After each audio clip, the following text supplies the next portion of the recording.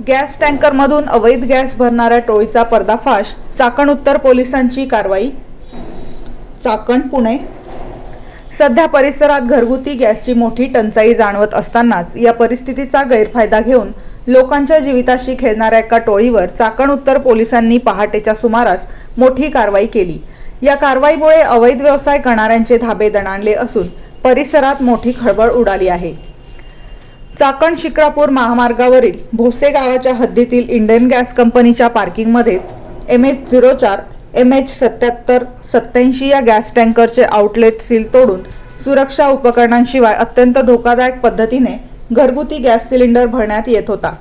स्वतःच्या आर्थिक फायद्यासाठी लोकांचा जीव धोक्यात घालून ही गॅस चोरी केली जात होती.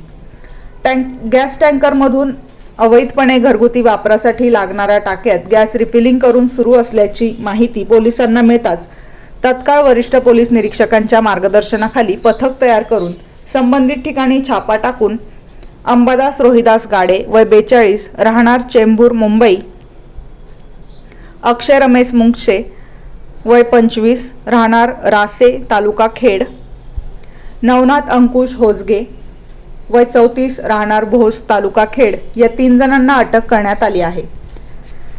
गॅस टँकर साहित्य आणि गॅससह एकूण 49,57,600 रुपयांचा ऐवज पोलिसांनी जप्त केला आहे. वरिष्ठ पोलीस निरीक्षक जितेंद्र कदम यांच्या मार्गदर्शनाखाली पोलीस उपनिरीक्षक चंद्रशेखर मोरखंडे, पोलीस हवालदार यादव, प्रीतम ढमढेरे, कोळेकर, कोळी, जगताप यांच्या पथकाने ही कारवाई केली. 2 वर्षांपूर्वी इंडियन गॅस कंपनीच्या जवळील मोहितेवाडी येथे अशाच प्रकारे गॅस काढत असताना मोठा स्फोट झाला होता. परंतु यावेळी पोलिसांच्या सतर्कतेने खूप मोठा अनर्थ टळला आहे.